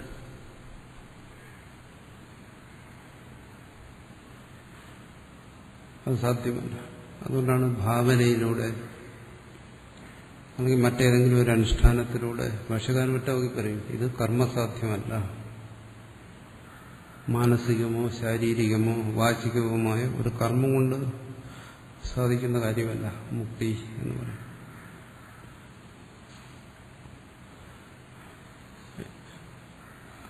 നമ്മൾ ചർച്ച ചെയ്തിട്ടുണ്ട്. എന്തെല്ലാം കർമ്മങ്ങൾ, എന്തെല്ലാം ക്രിയകളുണ്ടോ അത് വ്യക്തിയുടെ യോഗ്യതയ്ക്ക് വേണ്ടിയുള്ളതാണ്. തത്വബോധം ഉപദേശജന്യമാണ്. അപ്പം അങ്ങനെ ഒരു ഉപദേശം, ഉപദേശജന്യമായ ആ ബോധത്തിന് വേണ്ടിയിട്ട്, ശ്രോതാവിന്റെ ബോധത്തിന് വേണ്ടിയിട്ടാണ് ഇത് പറയുന്നത്. അതായത് ഒരു തത്വജ്ഞാനിയിൽ ഇത് മനസ്സിലാക്കിയിട്ട് പിന്നെ തന്റെ ജീവിതത്തിൽ കൊണ്ടുവന്ന് രണ്ടാമത് ചെയ്യാൻ വേണ്ടിയിട്ടല്ല. എന്ന് പറയുന്നത് ശ്രവണ സമകാലത്തിൽ തന്നെ ബോധം, ബോധകാലത്തിൽ തന്നെ മുക്തി എന്ന് പറയുന്നതാണ്. പക്ഷെ നേരത്തെ പ്രാരബ്ധം എന്ന് പറയുന്ന ഒന്നിനെ അംഗീകരിച്ച് സംസാരിച്ചത് ഇവിടെ തന്നെ പറയുന്നുണ്ടല്ലോ. അങ്ങനെ ഒരു ബോധം ഉണ്ടായി, ഭ്രാന്തി മാറി, ശരിയായ ദിക്കേതെന്ന് മനസ്സിലായി, വീണ്ടും ഭ്രാന്തി പോലെ ഒന്ന് തുടരും, അങ്ങനെ ഒന്ന് തുടരുന്നു. പക്ഷെ ആ സ്ഥലമായിട്ട് നമ്മൾ ചിരപരിചിതമായി കഴിഞ്ഞാൽ പിന്നെ അത് മാറും. കുറെ കാലം ആ സ്ഥലത്ത് താമസിക്കുമ്പോൾ ഉറപ്പുവരും, കിഴക്ക് കിഴക്കാണ്, ആ ഭ്രാന്തി പൂർണ്ണമായും മാറും. ആദ്യം ഭ്രാന്തി മാറിയതാണ്, പക്ഷെ വീണ്ടും ആ പ്രതീതി മാറണമെങ്കിൽ, പ്രതീതി രൂപത്തിലുള്ള ഭ്രാന്തി എന്ന് വേണമെങ്കിൽ പറയാം, കുറച്ച് കാലതാമസമുണ്ട്. അതുപോലെ ആ ജ്ഞാനോത്പത്തിയിൽ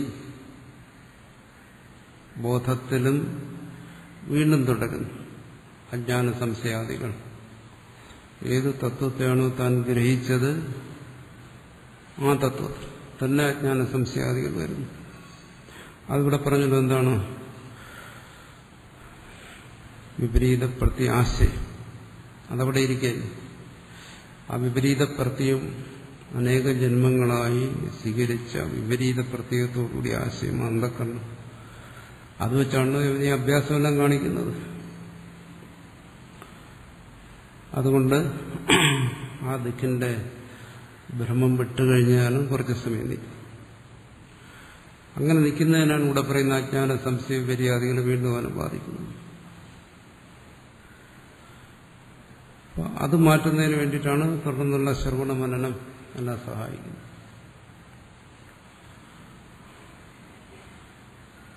ജ്ഞാനത്തിൽ തന്നെ വന്നു കഴിഞ്ഞാൽ പോരായ്മകൾ പരിഹരിക്കുന്നതിന്.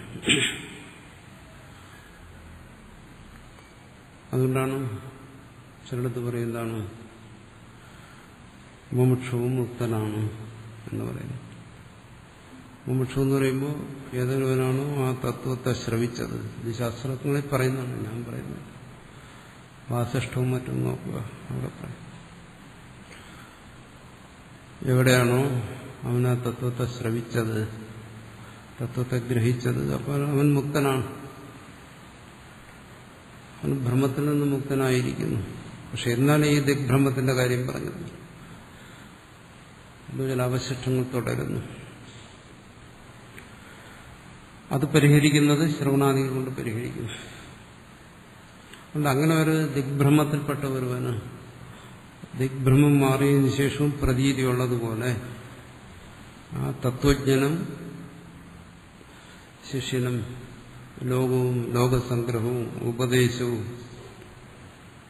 ബന്ധവും മോക്ഷവും ഇതിനെക്കുറിച്ചുള്ള സങ്കല്പങ്ങളും എല്ലാം തുടരാം. ഇതേതുവരെ പോകും? ദിഗ്ഭ്രമത്തിനൊരു കാലം വന്നല്ലോ. ഒരു കാലം വേണ്ടി വന്നത് പൂർണ്ണമായും മറന്ന് എന്നുവെച്ചാൽ ആ പ്രതീതി ഇല്ലാതാകുന്നു. അതുപോലെ ഈ പ്രതീതി ഇല്ലാതാകും തത്വജ്ഞാനി. ആ പ്രതീതി ഇല്ലാതാകുന്നതാണ് നമ്മൾ പറയുന്ന തത്വജ്ഞാനിയുടെ ദേഹപാതം എന്ന് പറയുന്നത്. അപ്പൊ സാധാരണ മരണത്തെക്കുറിച്ച് പറയുന്ന പ്രക്രിയകളൊന്നും അവിടെയില്ല. വായുർഗന്ധാനി വാസ്യാതെന്നൊക്കെ നമ്മൾ പറഞ്ഞിട്ടുള്ള ഗീതയിലും മറ്റും. ഈ ശരീരത്തിൽ നിന്ന് പ്രാണൻ മനസ്സ് വാസനകളെയൊക്കെ സംസരിച്ചു ശേഖരിച്ചുകൊണ്ട് വേറെ യാത്രയാകുന്നു. ഇത്തരം കാര്യങ്ങളൊന്നും അവിടെയില്ല. അങ്ങനെ ഒന്നുമില്ല.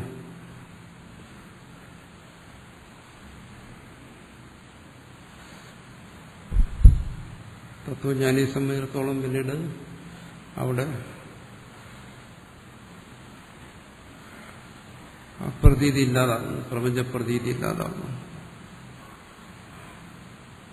ദേഹാത്മബുദ്ധിയുള്ള അജ്ഞനെ സംബന്ധിച്ച് പറയും എന്താണ്, മറ്റുള്ളവരെല്ലാം ജീവിക്കുന്നു, ശരീരത്തിൽ നിന്ന് പ്രാണം വിട്ടുപോകുന്നു, ശരീരം ഇല്ലാതാകുന്നു. അതുപോലെ തത്വജ്ഞാനിയും മരിച്ചു എന്ന് പറയുന്നു. അപ്പം മുമ്പ് പറഞ്ഞ യുക്തി അനുസരിച്ച് പറയും എന്താണ്, തത്വജ്ഞാനിയുടെ പ്രാരബ്ധം ഭോഗം കൊണ്ട് അവസാനിച്ചു, അതുകൊണ്ട് തത്വജ്ഞാനിയുടെ ശരീരം നശിച്ചു. ശരീരത്തെ നിലനിർത്തുന്ന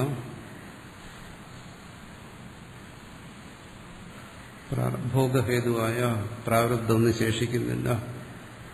ഇതൊക്കെ വ്യവഹാരയുക്തികൾ. തത്വജ്ഞനെ സംബന്ധിച്ചിടത്തോളം അങ്ങനെയുള്ള ലൗകിക യുക്തിയൊന്നും അല്ല. ദിഗ്ഭ്രമം മാറിയിട്ടും അത് തുടരുന്നതുപോലെ ഇത് കുറച്ചു കാലം തുടരുന്നു. അതില്ലാതാകുന്നു, ആ പ്രതീതി ഇല്ലാതാകുന്നു, വ്യവഹാരം ഇല്ലാതാകുന്നു.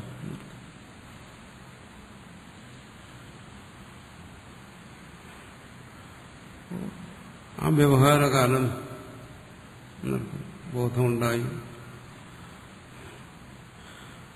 പിന്നീടിത് ഇല്ലാതാകുന്നു. ഈ വ്യവഹാരകാലം ജ്ഞാനിയുടെ വ്യവഹാരകാലം. ഈ വ്യവഹാരകാലം ജ്ഞാനിയെ സംബന്ധിച്ചിടത്തോളം അജ്ഞാനമില്ല, അജ്ഞാന കാര്യങ്ങളില്ല. അജ്ഞാനമില്ലെങ്കിൽ അതിന്റെ കാര്യമില്ലല്ലോ. അജ്ഞാനമോ അജ്ഞാനകാര്യവുമായ രാഗാദികളെ ആശ്രയിച്ചല്ല വ്യവഹാരം. അങ്ങനെയല്ല.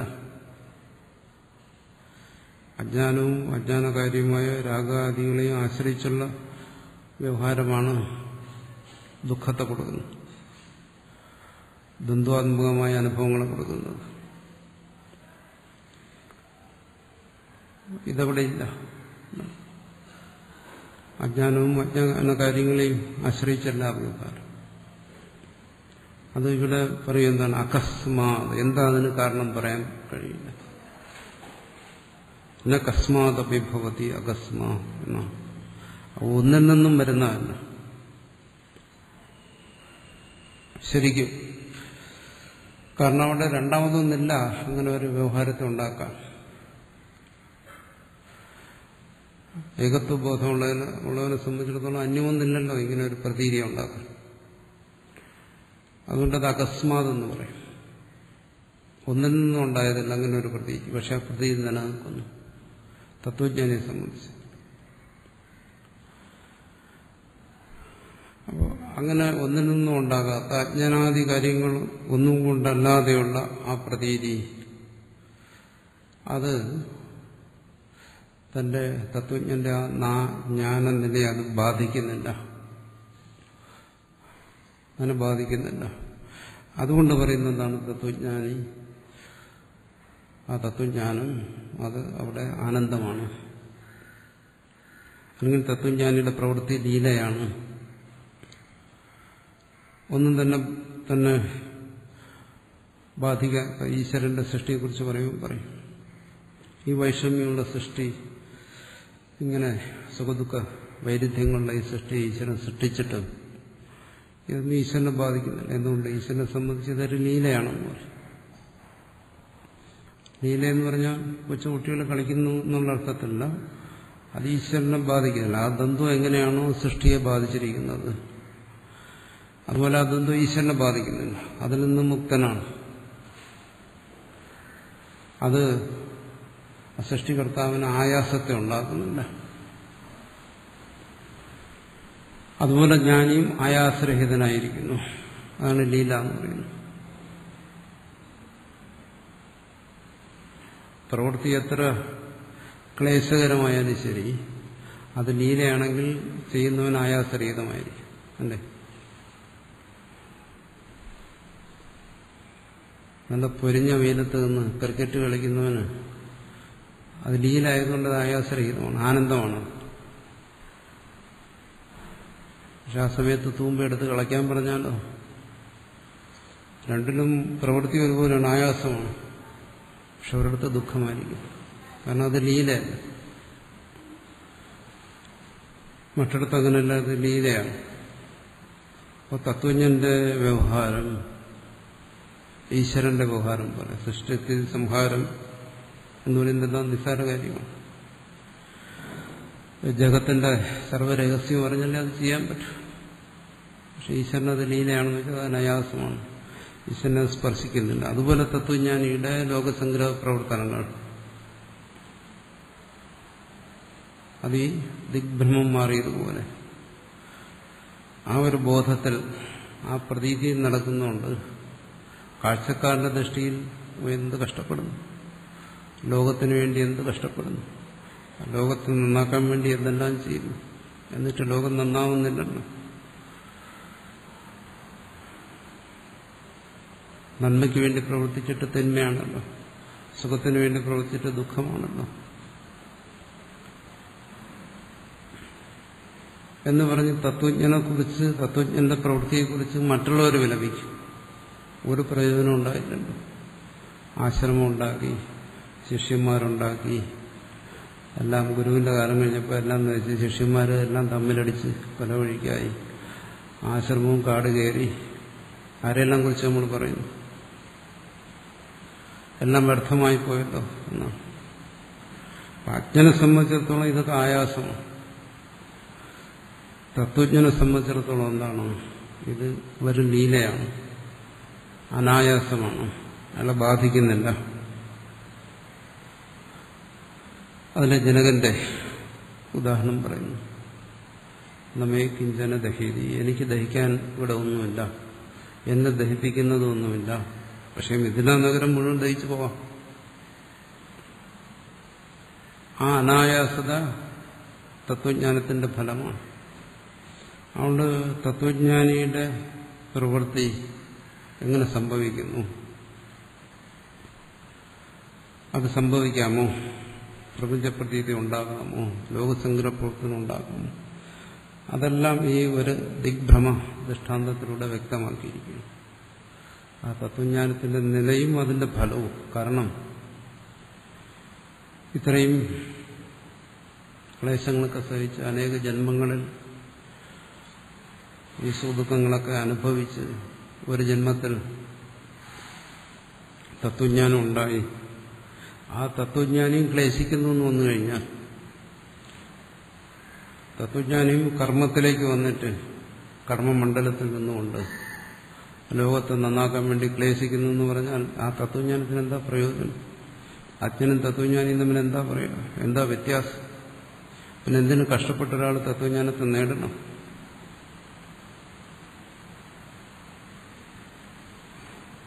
അതുകൊണ്ട് പറയുന്നു, നിങ്ങൾ തത്വജ്ഞാനിയിൽ, ഇവിടെ വാർത്തികാരൻ പറയും, രാഗാദി ദോഷങ്ങളോ എന്ത് വേണം നിങ്ങൾ ആരോപിച്ചോളൂ. പറയല്ലേ, ഗുരുവിന് എന്നോട് ഇഷ്ടം കുറവാണ്, മറ്റവനോട് ഇഷ്ടം കൂടുതലാണ്, അതാണ് രാഗാദി ദോഷങ്ങളെന്ന് പറയുന്നത്. അവനുപദേശം കൂടുതൽ കൊടുത്ത്, അവന് രഹസ്യമായി ചില കാര്യങ്ങളോട് പറഞ്ഞു കൊടുത്ത്, എനിക്ക് അത്രയും പറഞ്ഞു തന്നില്ല. ഇത്തരം രാഗാദികൾ ഉണ്ടെന്ന് കരുതിക്കോളൂ. സന്തുകാമം, അതൊക്കെ നിങ്ങളുടെ ഇഷ്ടം, കാണുന്നവന്റെ ഇഷ്ടം, എന്ത് വേണോ അവിടെ ആരോപിക്കും. അത് സംബന്ധിച്ച് എന്ത് ആരോപണങ്ങളും പറയാം. തത്വജ്ഞാനിയെ സംബന്ധിച്ച് എന്ത് ദുഷ്കൃത്യം പ്രചരിപ്പിക്കാം, എന്ത് വേണോ പറയാം. പക്ഷെ തത്വജ്ഞാനിയെ സംബന്ധിച്ച് എന്താണോ അത് ലീലയാണ്, അത് അനായാസമാണ്, അത് ഒന്നും ബാധിക്കുന്നില്ല. അതാണ് ഇതിന്റെ പ്രയോജനം, ജ്ഞാനത്തിന്റെ പ്രയോജനം അതാണ്. അതിന് ക്വചിത്, എല്ലാ സ്ഥലവും ബ്രഹ്മസ്ഥലം ഒരുപോലെ കാണരുത്. ചില സ്ഥലങ്ങളിൽ വിദ്യായ പൂർവോത്പന്ന വിപരീത പ്രത്യയ ജനിത സംസ്കാരേഭ്യോ, വിദ്യായ പൂർവോത്പന്നം, ആ ജ്ഞാനം ഉണ്ടാകുന്നതിന് മുമ്പ്. തത്വജ്ഞാനിയിൽ അങ്ങനെ ഉണ്ടല്ലോ രണ്ടവസ്ഥ, ഒന്ന് ജ്ഞാനം ഉണ്ടായതിന് ശേഷം, ഒന്ന് ജ്ഞാനം ഉണ്ടാകുന്നതിന് മുമ്പ്. വിപരീത പ്രത്യയജനത, എന്തായാലും ജ്ഞാനം ഉണ്ടാകുന്നതിന് മുമ്പ് അയാൾ അജ്ഞാനിയായിരുന്നു, അതിൽ ദേഹാത്മബുദ്ധി ഉണ്ടായിരുന്നു, അതിനനുസരിച്ച് വ്യവഹരിച്ചിരുന്നു, അതുകൊണ്ടുള്ള സംസ്കാരം അയാളുണ്ടായി. വിപരീതപ്പെടുത്തിയ അവഭാസാഹ, വീണ്ടും തത്വജ്ഞാനത്തിന് ശേഷവും വിപരീത ബുദ്ധി. ഈ പറഞ്ഞ തരത്തിൽ ദിഗ്ഭ്രമം പോലെ മനസ്സിലാക്കണം. അജ്ഞന്റെ ഭ്രാന്തി പോലെ അതിനെ എടുക്കരുത്. തത്വജ്ഞാനിയുടെ ഭ്രാന്തിയെക്കുറിച്ച് പറയും. വിപരീതപ്പെടുത്തിയ അഭഹസ സ്മൃതയഹജ്ഞായം. അപ്പോൾ വ്യവഹാരത്തിന് സ്മൃതി ആവശ്യമാണല്ലോ. വ്യവഹാരത്തിന് സ്മൃതി ആവശ്യമാണ്. ഇന്നലെ കണ്ടതിന് ഇന്ന് കണ്ടാൽ തിരിച്ചറിയണ്ടേ? അതൊരു സ്മൃതിയും മറ്റും ആശ്രയിച്ചുകൊണ്ട് ലോകവ്യവഹാരത്തിനത് ആവശ്യമാണ്. ഒരാൾ തത്വജ്ഞാനം ഉണ്ടായി പിറ്റേ ദിവസം മുതൽ അഗ്നിയെ കണ്ട തിരിച്ചറിയത്തില്ല എന്ന് വന്നു കഴിഞ്ഞാൽ, ഇന്നലെ വരെ അഗ്നി ഉഷ്ണമായിട്ടാണ് കണ്ടിരുന്നെങ്കിൽ ഇന്നും അഗ്നിയെ കാണുമ്പോൾ അല്ലെങ്കിൽ ഓർക്കുമ്പോൾ അത് ഉഷ്ണമായിട്ട് തന്നെ അറിയുന്നു. ശീതമായിട്ടറിഞ്ഞ കുഴപ്പവും തത്വജ്ഞാനിയുടെ ദേഹമെല്ലാം പൊള്ളും. അപ്പൊ തത്വജ്ഞാനത്തിന് മുമ്പുണ്ടായ അനുഭവങ്ങൾ, അതിനെക്കുറിച്ചുള്ള സ്മൃതികളെല്ലാം, വ്യവഹാരത്തിന് ആവശ്യമുള്ള കാര്യങ്ങളെല്ലാം ഇന്ന് വിപരീതപ്പെടുത്തിയ ഭ്രാന്തിയും അകസ്മാത് ഭവന്തി, വീണ്ടും ദിഗ്ഭ്രമത്തെ ഉണ്ടാക്കുന്നത് പോലെ വിപരീതപ്പെടുത്തിയ ഭ്രാന്തി. മുമ്പെങ്ങനെയാണോ ഒരു ഭ്രാന്തി ഉണ്ടായത് അതുപോലെ, അതേ ഭ്രാന്തിയല്ല, പക്ഷെ ഇതിന് ഭ്രാന്തി എന്ന് പറയാം. അല്ലെങ്കിൽ അത് മാറേണ്ടത്. സത്യം എന്താണെന്നും മനസ്സിലായി. പിന്നെ അങ്ങനെ ഒരു ഭ്രമം തോന്നാൻ പാടുണ്ടോ? പക്ഷെ തോന്നുന്നു. പക്ഷെ അത് ആ സത്യബോധത്തെ നശിപ്പിക്കുന്നില്ല. അതാണ് അവിടെ മനസ്സിലാക്കേണ്ട കാര്യം. അപ്പം മരുമരീചികയിൽ തന്നെ ഇത് പ്രകാശമാണെന്നുള്ള ബോധമുണ്ടാകും. വീണ്ടും ആ പ്രതീതി അവിടെയുണ്ട്, ജലം പോലെയുള്ള പ്രതീതി. പക്ഷെ ആ സത്യബോധത്തെ അതിന് മാറ്റാൻ കഴിയില്ല.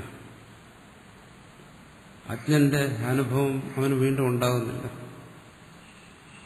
ജ്ഞാനിക്കൊരിക്കലും അജ്ഞന്റെ അനുഭവം, അല്ലെങ്കിൽ താൻ തന്റെ അജ്ഞാന അവസ്ഥയിൽ തനിക്കുണ്ടായിരുന്ന അനുഭവം വീണ്ടും ഉണ്ടാകുന്നില്ല. എന്നാൽ അതിന് സമാനമായൊരു പ്രതീതി, അതുകൊണ്ടാണ് അതിന് പ്രതീതി എന്ന് പറയുന്നത്. അനുഭവത്തിലുണ്ട്, എന്നാൽ സത്യമല്ല. അകസ്മാത് ഭവന്തി. ശരിക്കും പറഞ്ഞതിനൊരു കാരണമൊന്നും പറയാനില്ല. കാരണം ഇവിടെ രണ്ടാമതൊന്നില്ല ഇങ്ങനെ ഒന്നും ഉണ്ടാക്കാം. നമുക്ക് അങ്ങേറ്റം വന്നാൽ പറയാം എന്താണ്, ഇതിന്റെ സ്വഭാവം തന്നെ. എന്താണ് ഈ മായ? അത് ഇതിന്റെ സ്വഭാവമാണ്. എന്താണ് ഈ പ്രപഞ്ചം? അത് ഈ ചിത്തിന്റെ സ്വഭാവമാണ്. ആ സ്വഭാവമാകുമ്പോൾ ഒന്നിന്റെ സ്വഭാവം എന്ന് പറയുമ്പോൾ അത് അന്യമാകത്തില്ല. എന്താണ് ഉഷ്ണം? അഗ്നിയുടെ സ്വഭാവമാണ്. എന്താണ് ശീതം? ജലത്തിന്റെ സ്വഭാവമാണ്. അത് വേറെയാണോ? അല്ല എന്ന് വേണമെങ്കിൽ ഒരു സമാധാനം പറയാം. ഇതിന്റെ ആ ഒരു ബോധമുള്ളതുകൊണ്ടാണ് തത്വജ്ഞാനി വ്യവഹാരത്തിൽ അനായാസത. അത് ബ്രഹ്മസൂത്രത്തിന്റെ അവസാനം പറഞ്ഞു. ഇതേ വിഷയം തന്നെ. തസ്മാത് ന അവഗത ബ്രഹ്മാത്മഭാവസ്യ യഥാപൂർവം സംസാരിത്വം. ഈ ബ്രഹ്മാത്മബോധമുള്ളവന് പഴയതുപോലെ സംസാരിത്വം ഇല്ല. എന്നുവെച്ചാൽ അയാളുടെ വ്യവഹാരം, അയാളുടെ പ്രപഞ്ചപ്രതീതി, ഇതൊന്നും സംസാരത്തിന്റെ കൂട്ടത്തിൽപ്പെടുത്താൻ ഒക്കത്തില്ല. യസ്യതു യഥാപൂർവം സംസാരിത്വം. പക്ഷെ ഒരാൾ പറയുന്നു, എനിക്ക് തത്വബോധമുണ്ട്, ഞാൻ എന്നതാണെന്ന് എന്നെ മനസ്സിലാക്കിയിരിക്കുന്നു, പക്ഷെ എനിക്ക് സുഖദുഃഖങ്ങളിൽ നിന്ന് മുക്തിയില്ല.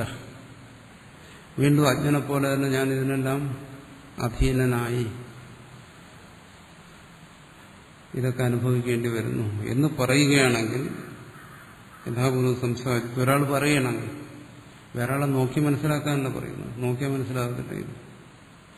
തത്വജ്ഞാനത്തെക്കുറിച്ച് ഒരാൾ ഇങ്ങനെ പറയുകയാണ്, തത്വജ്ഞാനിയൻ കൊണ്ടും യാതൊരു പ്രയോജനവുമില്ല.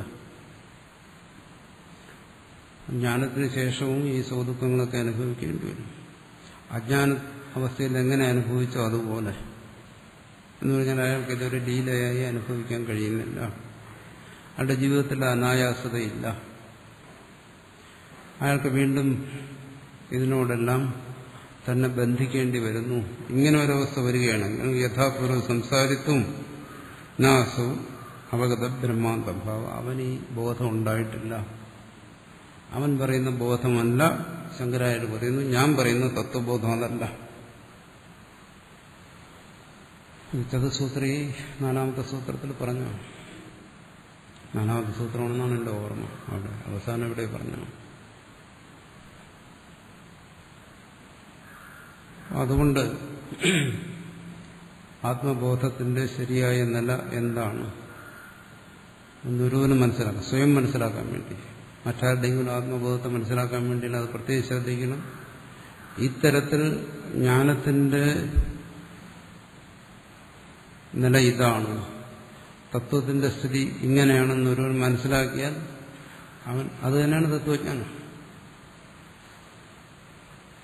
പിന്നീട് മനസ്സിലാക്കാൻ രണ്ടാമതൊരു തത്വജ്ഞാനം ഇല്ല. യഥാ വിജ്ഞാത ദിഗ് വിഭാഗസ്യ അകസ്മാത് ദിഗ് വിപര്യ വിഭ്രമ. ശരിക്കും ഈ തത്വജ്ഞാനിയുടെ നിലയെ വിശദീകരിക്കുന്നു. ഇതുപോലെ മറ്റൊരു ദൃഷ്ടാന്തം, വേറൊരു ദൃഷ്ടാന്തമില്ല. കാരണം അകസ്മാത് എന്നുള്ള പ്രയോഗം അങ്ങനെ സംഭവിക്കുന്നതിന് ഒരു കാരണവും പറയാനില്ല. എന്നാ സംഭവിക്കുന്നുണ്ട്. സാധാരണ ഈ സംഭവിക്കുന്നതിന് ഒരേ ഒരു കാരണമേ ഉള്ളൂ, അജ്ഞാനം. അത് പോയി കഴിഞ്ഞു. അപ്പൊ അജ്ഞാനത്തിൽ നിന്ന് സംഭവിക്കേണ്ട ഒരു കാര്യം അജ്ഞാനം കൂടാതെ സംഭവിക്കുന്നു. അതാണ് അകസ്മ. അതിന് ദിഗ്ഭ്രമം അല്ലാതെ മറ്റൊരു ഉദാഹരണമില്ല.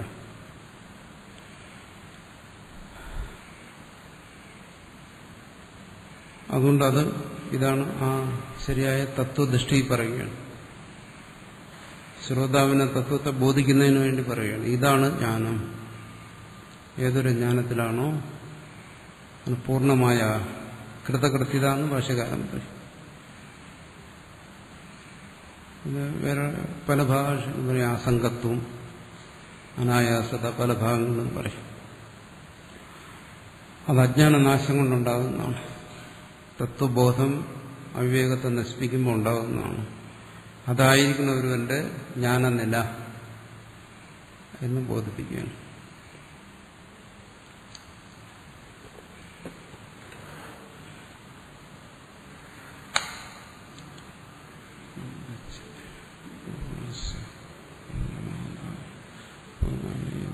ശിഷ്യ